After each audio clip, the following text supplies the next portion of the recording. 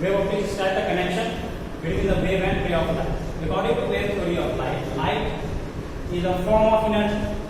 It is a form of energy which travels through a medium in the form of transverse wave. जैसे दिखाई transverse wave होता है,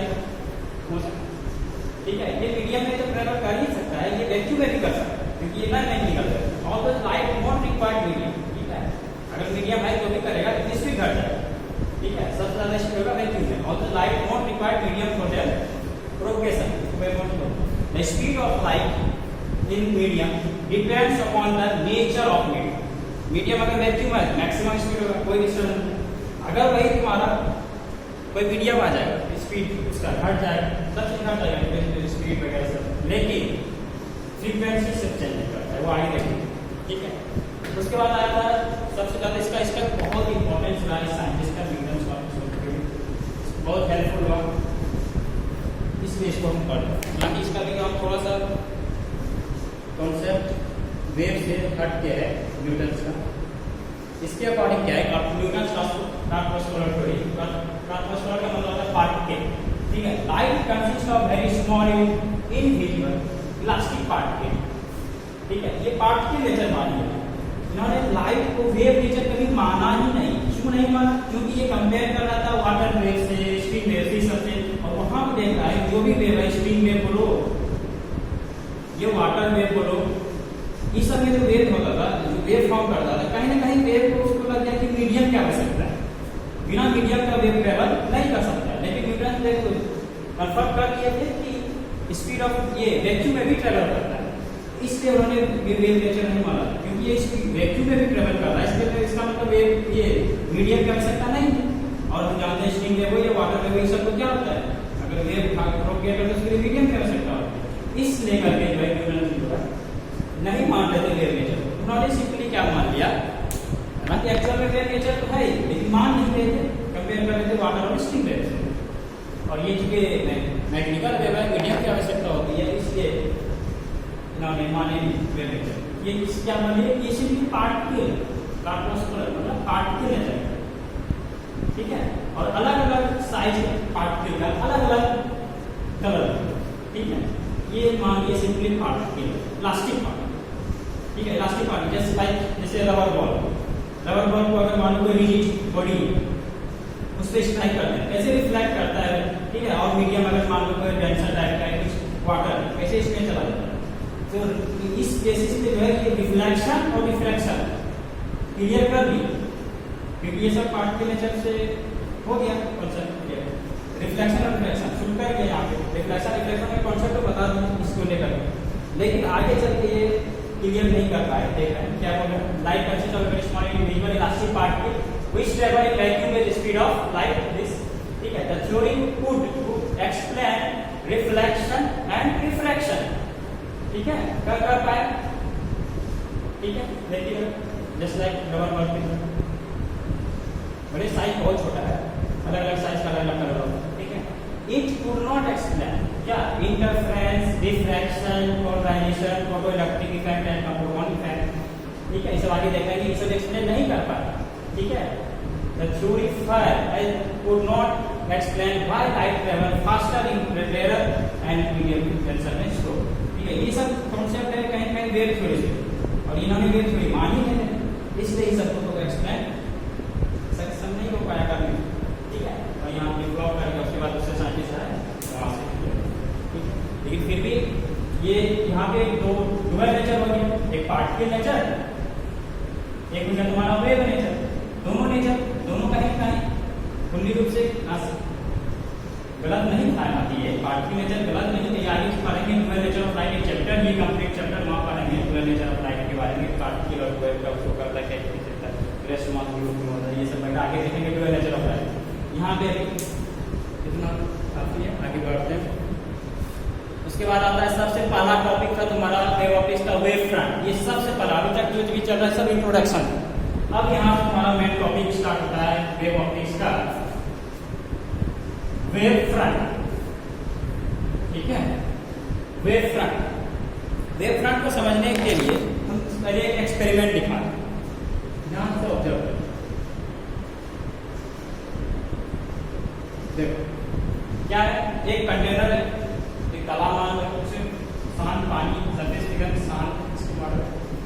उसके surface पे हम ऊपर से स्टोन का टुकड़ा उसमें थ्रो कर गिरा, ठीक है। जैसे ही गिराएंगे तो देखेंगे यहाँ से रिफॉल निकलना, वेव निकलना शुरू, ठीक है।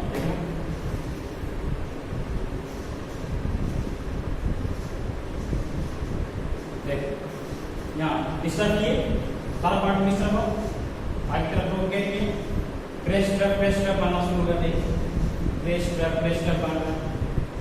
ये सोर्स ऑफ डिस्टर्ब है, स्टोन डाला डिस्टर्ब वाला, यहाँ से तुम्हारा जो है एक साथ भागेगा। ये पार्टिकल पहले से रखते हैं ऑब्जर्व करने के लिए, ताकि ये पार्टिकल इधर-उधर मूव कर नहीं लेगा। ये सिंपली देखना आपने कोई साइड में up and down, distance fix रहेगा। ये जो सोर्स है इससे ये डिस्टेंस जो है फिक्स रहेगा, कांस्टेंट, ठीक है। ये सिर्फ ऑक्सीडेट करेगा, अप एंड डाउन, मूव नहीं करेगा, अपने ही पोजीशन पे up and down oxidate motion करेगा, ठीक है। जैसे चलते हैं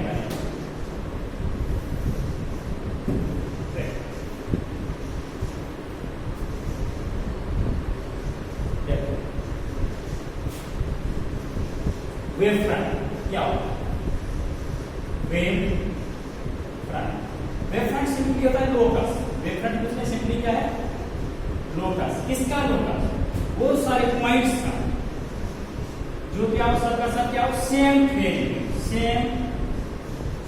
मतलब angle, same phase of oscillation,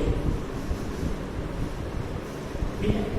हमको आता है वेव फ्रंट। वेव फ्रंट कुछ है सिंपली क्या कहते हैं लोकस। किसका? वो सब पॉइंट्स का जो कि आप सेम फेज में हो, सेम फेज ऑसिलेशन जो कर रहा है सब पॉइंट, और सब पॉइंट सब का ऑसिलेट कर रहा है, इस सब ऑसिलेशन का सेम फेज वाले को ज्वाइन कर रहा है, जो लोकस बनेगा, पाथ बनेगा।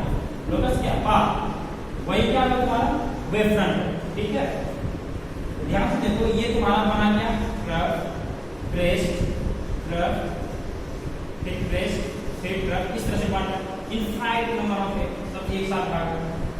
ये word trough, crest, trough, crest, trough, crest, इस तरह से बांटा, इस चारों तरफ से infinite number of crest, trough, crest, trough, इस तरह का। हम क्या करें, ये तो सोर्स डिस्टर्बेंस, हम क्या करें, सेम फेज कोई भी पकड़, एग्जांपल के लिए हम फेज को पकड़ लेते हैं 180, फेज में क्या है 180, ये 180, इसका भी 180, इसका भी 180, इसका भी, सब फेज का 180, ठीक है। जितना होगा सबको ज्वाइन करो, जो लोकस बने, वही क्या होगा वेव फ्रंट। वही क्या होगा तुम्हारा वेव फ्रंट। कैसा है वेव फ्रंट? यहाँ पे सर्कुलर, क्योंकि 2D है, प्लेन में वेव फ्रंट लाई कर रहा है कहाँ पे तुम्हारा 2D में, प्लेन, इसलिए यहाँ पे क्या बना सर्कुलर, एक दूसरा, ठीक है। कोई भी वैसे हमारे पास 180 नहीं, 360 पकड़ लो, 360 के काम है, सब वेव का 360 पकड़ लो, सब बहुत सारा वेव, ठीक है, सब का 360 पकड़ लो। अब मिला लो, जो लोकस बनेगा फिर से वही बन जाएगा वेव फ्रंट का locus of all points having in the same phase of, जैसे डिफाइन करेंगे वेव फ्रंट को, locus of all points having in the same phase of oscillation, वो क्या हो जाएगा वेव। यहां पे सर्कुलर दिया, कोई भी एंगल पकड़ेंगे एक ही चीज होगा, हर बार क्या होगा वेव फ्रंट सर्कुलर ही होगा, ठीक है। ये तुम्हारा वेव फ्रंट, ठीक है। देखो अगर हम वेव फ्रंट की बात करें, अगर दो वेव है, दोनों सेम नेचर का है इस तरह से, और एक दूसरा वेव है, ये भी सेम नेचर का है, ठीक है, सेम फेज में ट्रेवल कर रहा है। तो अगर बात करें यहाँ से यहाँ का डिस्टेंस, अगर इसका जो होगा वही डिस्टेंस यहाँ से यहाँ का होगा, अगर यहाँ से यहाँ का डिस्टेंस जो होगा वही यहाँ का भी डिस्टेंस होगा, ठीक है। डिस्टेंस भी सेम हो जाएगा, अगर फेज सेम है और सेम नेचर का वेव है, सोर्स सेम है, सोर्स अगर सेम है तो क्या हो जाएगा, सबका डिस्टेंस भी क्या हो जाएगा सेम है। अगर तुमको फेज समझने में दिक्कत पड़े तो ऐसे भी समझ सकता है कि क्यों डिस्टेंस पे और उस पॉइंट का क्या जो लोकस होगा उसको क्या बोलेंगे हम वेव फ्रंट, ठीक है। इक्विट डिस्टेंस भी बोल सकते हैं, जैसे वेव नेचर को बेटर रहेगा, वेव नेचर को है ठीक इससे फेज ज्यादा बेटर रहेगा।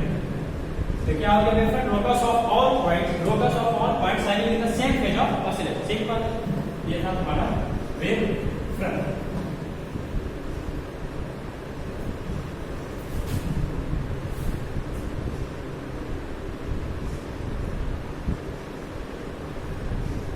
देखो वही चीज है, consider a water tunnelling building, when it is a figure या कोई स्टोन में पूरा डालो, किसी तरह डिस्टर्ब होगा, अगर डिस्टर्ब करेंगे क्या होगा, यहाँ से ट्रफ प्रेस इस तरह से अल्टरनेट क्या होगा, प्रेस बनेगा, ठीक है। ये मान लो क्या है तुम्हारा, क्या है प्रेस, ये क्या होगा ट्रफ प्रेस, हर एक प्रेस का ट्रफ अभी आएगा, ठीक है, प्रेस इस तरह सारे सेम फेज वाले को मिला दो, किसी भी फेज को पकड़ो और मिला दो, जो लोकस बनेगा वही क्या कहलाता है, वेव फ्रंट हो जाएगा। और वेव फ्रंट जो था कैसा बना, सर्कुलर, इसके परपेंडिकुलर लाइन ड्रॉ कर दो सोर्स से, परपेंडिकुलर लाइन, इसको क्या करेंगे, रे, ठीक है, perpendicular line which is perpendicular to the wave front, ठीक है, perpendicular to the wave front क्या कहलाएगा, रे। ये सब क्या है, वेव फ्रंट के परपेंडिकुलर सर्कल, देखिए, ठीक है, ये सब क्या है तुम्हारा, रे, ठीक है।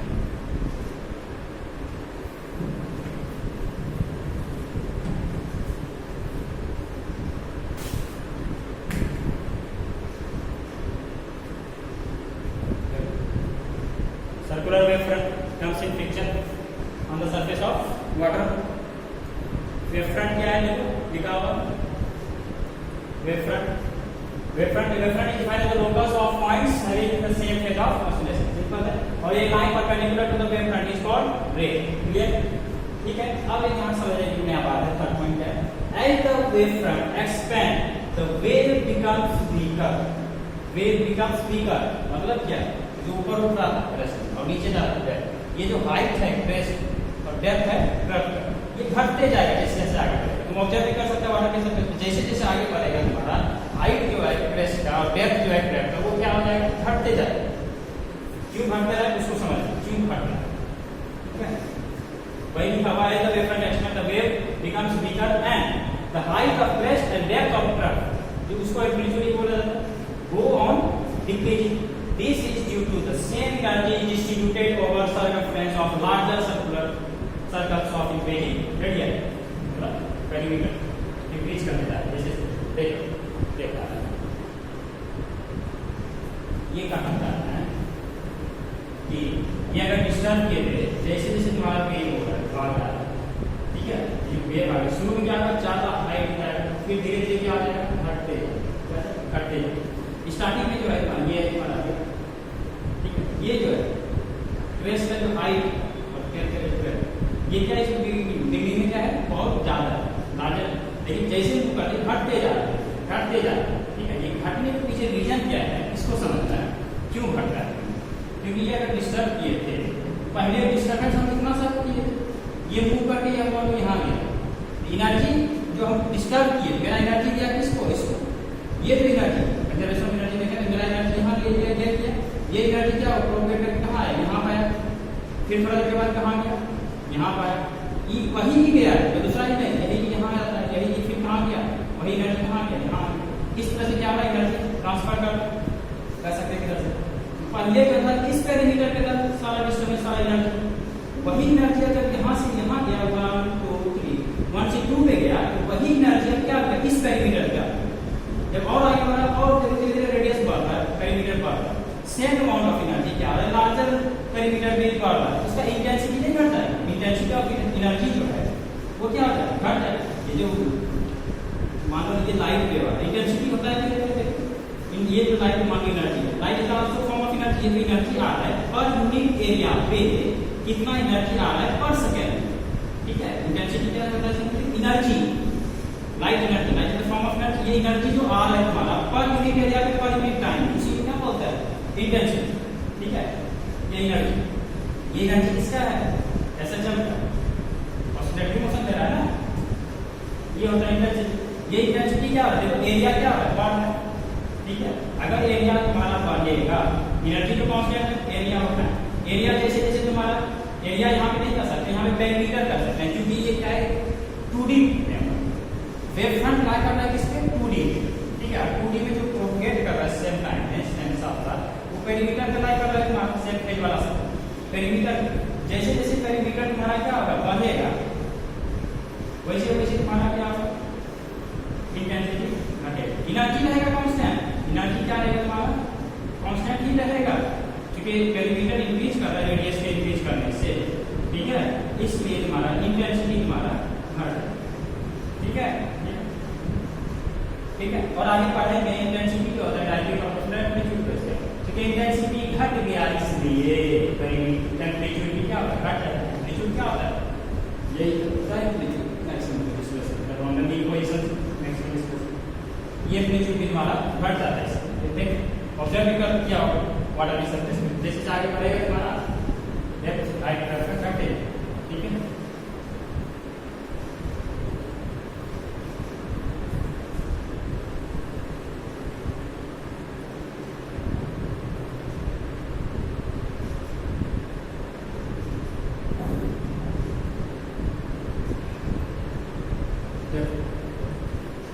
क्या पेरीमीटर वेव फ्रंट डायमीटर अपना जैसे से पेरीमीटर क्या होता है 2 पाई r जैसे से radius equal to number equal to sine रहेगा perimeter inverse relative proportional to radius, जैसे रेडियस बढ़ेगा पेरीमीटर भी बढ़ेगा, ठीक है। Energy distribution per unit area per unit time इसको इंटेंसिटी बोलते हैं। वो क्या हो रहा है इनवर्सली प्रोपोर्शनल टू पेरीमीटर, जैसे जैसे पेरीमीटर बढ़ेगा इंटेंसिटी घटेगी, एनर्जी नहीं, एनर्जी कांस्टेंट है, इंटेंसिटी घटेगी, ठीक है।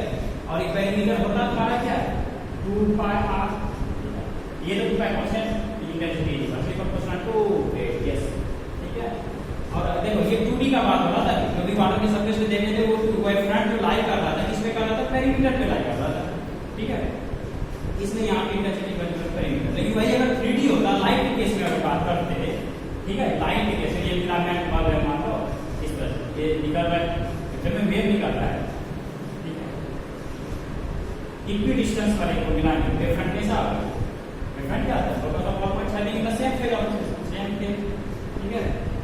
बोलो ये इक्वी डिस्टेंस क्या है, ये जो होगा स्फीयर होगा, क्यों, क्योंकि ये 3D में होगा, फिलामेंट बोलो 3D में चारों तरफ से निकल रहा है 3D में, इसलिए स्फीयर से निकलेगा ताकि सब यहाँ पे वेव फ्रंट लाई कर रहा था 3D में एरिया, इसलिए यहाँ पे 3D अगर आएगा कि वेव फ्रंट लाई करेगा कहाँ पे एरिया, वेव फ्रंट लाई करेगा एरिया, स्फेरिकल एरिया होगा यहाँ पॉइंट्स ऑफ सके, ठीक है। तो वेव फ्रंट अगर 2D है पेरीमीटर में लाई कर रहा है, लेकिन 3D है तो एरिया है और इनवर्सली प्रोपोर्शनल टू एरिया, जैसे जैसे एरिया इंक्रीज करते जाएगा वैसे वैसे तुम्हारा इंटेंसिटी घटते जाएगा, ठीक है। देखिए अभी इंटेंसिटी एनर्जी पर unit area per unit time energy constant है, एरिया जैसे जैसे तुम्हारा इंक्रीज करेंगे इंटेंसिटी क्या होगा इनवर्सली प्रोपोर्शनल।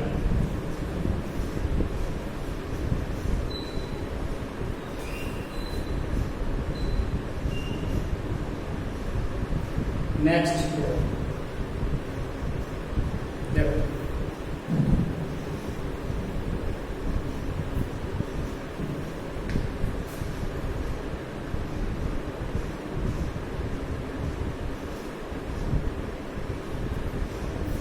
हम बोल रहे हैं इंटेंसिटी जो होता है,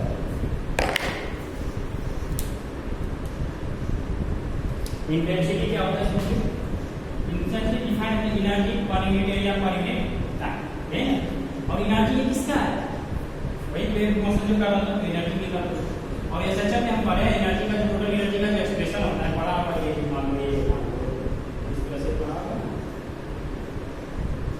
तो ऐसा एनर्जी कैरेटिंग एनर्जी इस तरह से ग्राफ बनाया गया है, अच्छा में पढ़ा हुआ है इस तरह से, ठीक है। ये हमारा पोटेंशियल एनर्जी, ये हमारा कैरेटिंग एनर्जी और ये हमारा टोटल एनर्जी, ठीक है। ये टोटल एनर्जी जो होता है kinetic energy plus potential energy को इसका एक्सप्रेशन आया था ऑफ m ओमेगा इसका a इसका लेवल से पढ़ते हैं, लेवल यहां लेवल से प्लस एक्सप्रेशन का थोड़ा सा लेवल ये जो एनर्जी होता है एसएचएम के कितना होता है, क्योंकि एसएचएम का था ना एनर्जी लाइट का पार्ट के जो वेव रीजन मॉडल है ये क्या करता है एसएचएम दे रहा है, और एसएचएम दे रहा है एनर्जी क्या यूज कर सकते हैं एनर्जी क्या half m omega square a square upon area into t, ठीक है। और इसको हम इस तरह से दिखा सकते हैं, मास है ये एरिया है, ऊपर नीचे अगर मल्टीप्लाई डिवाइड करते हैं तो एरिया इनटू x क्या है volume mass per unit volume क्या लिख सकते हैं हम इसको इस तरह से भी लिख सकते हैं ओमेगा स्क्वायर a स्क्वायर, देख लो इंटेंसिटी बोले थे ना डायरेक्ट और एम्पलीट्यूड का स्क्वायर करते देखो होता है, ठीक है। ओमेगा क्या होता है, देखो ओमेगा क्या होता है, ये दिमाग जैसे वेलोसिटी क्या है, लीनियर वेलोसिटी क्या है, लीनियर डिस्प्लेसमेंट अपॉन टाइम, इसी तरह यहाँ एंगुलर वेलोसिटी एंगुलर फ्रीक्वेंसी बोलते हैं, क्या होगा एंगुलर डिस्प्लेसमेंट कितना, ये यहाँ कंप्लीट साइकिल अगर बात करें तो 2 पाई हो जाएगा रेडियन या 360 डिग्री बाय टाइम, ये कंप्लीट साइकिल करने के लिए लगता है तो टाइम क्या होता है, time degree 2 pi by t बोल सकते हैं, और हम जानते हैं कि फ्रीक्वेंसी जो है नेचुरल फ्रीक्वेंसी 1 बाय t होता है, जिसको हम लिख सकते हैं 2 पाई, इसको इस तरह से भी ओमेगा को लिख सकते हैं, इसको लिखना चाहो तो लिख सकते हैं इंटेंसिटी हाफ रो ओमेगा की जगह क्या लिख सकते हैं 2 pi into natural frequency square into amplitude pressure. ये हो गया तुम्हारा half rho into 4 pi square M square amplitude का स्क्वायर। ठीक है, यहाँ से ये खत्म हो गया तुम्हारा 2 रो 2 पाई स्क्वायर रो। ठीक है, 2 rho pi square f square a square. देखिए यहाँ से हमको रिजल्ट आ गया intensity is directly proportional to square of the amplitude. Small a से लिखाएंगे तो एम्पलीट्यूड को कैपिटल से capital intensity is directly proportional to amplitude का स्क्वायर। देखिए डायरेक्टली प्रोपोर्शनल टू देखिए फ्रीक्वेंसी का ये होता है नहीं।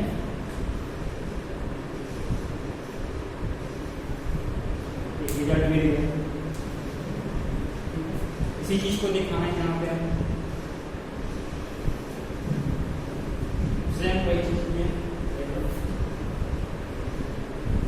दिख रहा होगा। देखो इंटेंसिटी, ठीक है, इंटेंसिटी का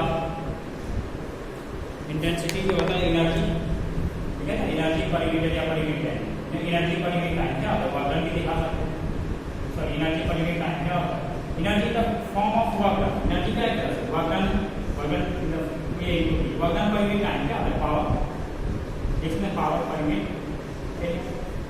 इस तरह दिखा सकते हैं वर्क पर टाइम। वर्क क्या एनर्जी है, एनर्जी कौन सा है सचा जो करा था ना, सचा करा था लाइट उसका एनर्जी का एक्सप्रेशन आता है सचा में 11 में हाफ है omega square expression direct use करना। यहाँ पे इसका यूज यहाँ प्रूफ नहीं करना, ऊपर नीचे मल्टीप्लाई डिवाइड किए थे, इस तरह से ये रिजल्ट आया था half rho omega A square into ऊपर नीचे x बाय 3 छोड़ दिया था पिछले बार x ऊपर नीचे मल्टीप्लाई डिवाइड किया था नीचे भी 3 x बाय 3 हमारा वेलोसिटी हो जाएगा। ठीक है, और मिस कर गया था पर कितने देखना पता है वेलोसिटी x छोड़ दिया था x और t क्या है हमारा वेलोसिटी हो जाएगा। ये वेलोसिटी वही अगर एक्सप्रेशन क्या है 2 पाई स्क्वायर रो ये स्क्वायर इनटू वेलोसिटी। ठीक है, एक वेलोसिटी का टर्म हो गया। एम्पलीट्यूड ये चेंज जाएगा तो एम्पलीट्यूड का स्क्वायर। ठीक है, अगर दो अलग अलग है तो वहां हम इस तरह से कर सकते हैं। यहाँ पे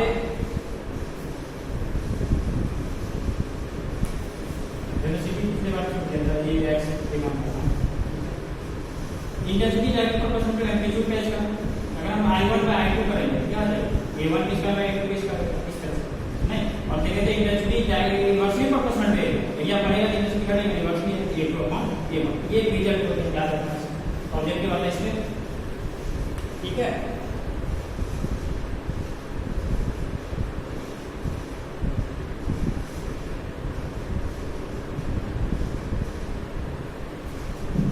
पिछले बार थोड़ा सा मिस्टेक हो गया था। इंटेंसिटी जो बोले थे क्या होता है एनर्जी पर यूनिट या पर यूनिट टाइम। एनर्जी का एक्सप्रेशन आता है half m omega square a square upon area into time. ये ऊपर नीचे मल्टीप्लाई किए थे और डिवाइड कर दिए थे तुम्हारा x से इस तरह से x से मल्टीप्लाई एरिया इनटू x। ये क्या गया था वॉल्यूम, ये क्या गया था हाफ मास area into mass upon volume क्या गया था रो ओमेगा स्क्वायर ए स्क्वायर। ये चीज छूट गया x और ये t देख रहे हो ये जो दिख रहा है ये x बाय ये क्या दे देगा ये चीज छूट गया था। इंटेंसिटी हो जाएगा तुम्हारा half row omega square a square into velocity और हम पुट कर देते थे क्या 2 पाई f ए स्क्वायर इनटू वेलोसिटी। तो ये शॉर्ट कट हो जाएगा क्या तुम्हारा 2 pi square f square rho ए स्क्वायर इनटू वेलोसिटी।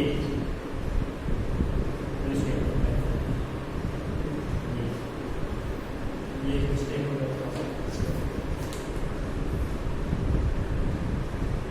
यहाँ तक क्लियर है।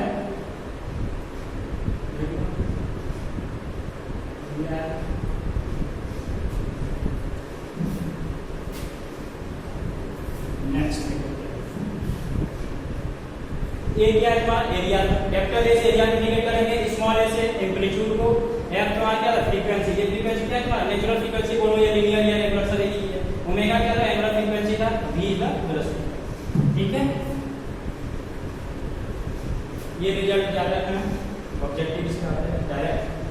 फिर वेवलेट्स अभी आगे आएगा, अभी जरूरत नहीं है, आगे डिस्कस करेंगे वेवलेट्स के बारे में। नेक्स्ट अब आता है टाइप ऑफ वेव फ्रंट, ठीक है, type of wave front. Wave front मैंने 3 टाइप का पढ़ना है, इस तरह का ये मेरे पास। पहला क्या है हमारा स्फेरिकल वेव फ्रंट, पहला है हमारा spherical wave. Spherical wave front का मान लीजिए लाइट का सोर्स है, फिलामेंट बल्ब यहाँ चला, ठीक है, अगर ये फिलामेंट यहाँ बल्ब चला रहा है इस तरह से, ये सोर्स है हमारा, यहाँ से क्या बहुत सारा वेव निकले, ठीक है, सिंपली बेस दिखाने के लिए वेव है, इक्विडिस्टेंस वाले सबको मिला दें, कैसा बनता है स्फेरिकल वेव फ्रंट।